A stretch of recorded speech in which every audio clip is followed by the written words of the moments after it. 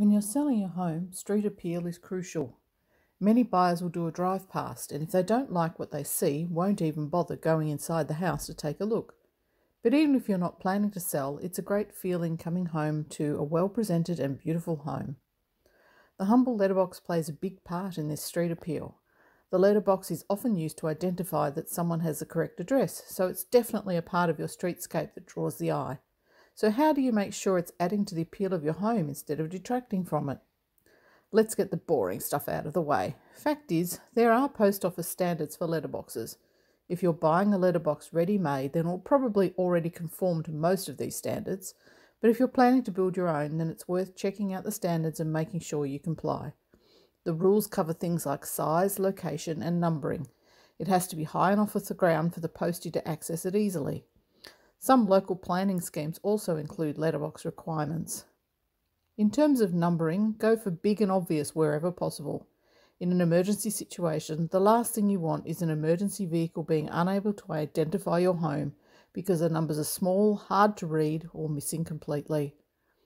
From a personal perspective, it's also worth considering the type of mail you generally receive.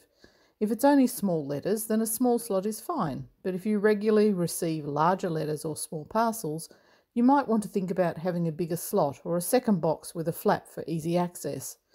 An extra round hole or open compartment for newspapers or magazines might also be useful. For maximum street appeal, think about what style of letterbox is going to suit your home. Think about the age of the house, the colour scheme, the general style or impression the house makes. If the home is very modern with a render, then something rectangular and covered in a matching render works well. Older style homes can be matched by choosing the right colour for your letterbox or finding a way to match materials.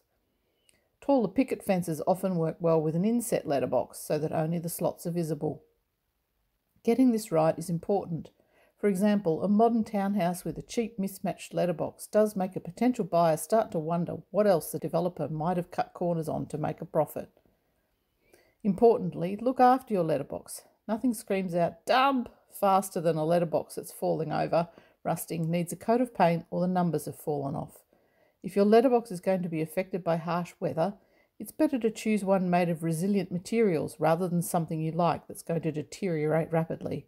And despite all the tips I've already shared, sometimes it's worth just choosing a letterbox for the fun of it. After all, it's your home, and your letterbox should be an expression of your own personality and style.